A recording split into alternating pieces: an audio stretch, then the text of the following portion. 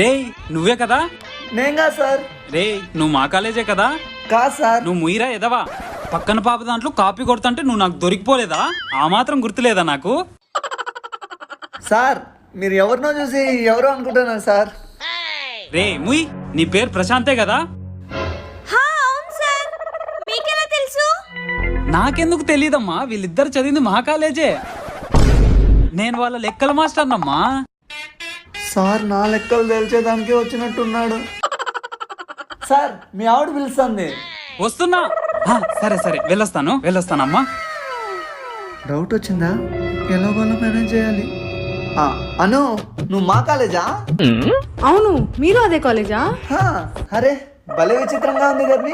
ఇద్దరు ఒకటే కాలేజ్ అయినా అస్సలు తెలీదు. అంత పెద్ద కాలేజ్ ఎలా తెలుస్తుంది ప్రిషు? వీడేంటి ఇక్కడ?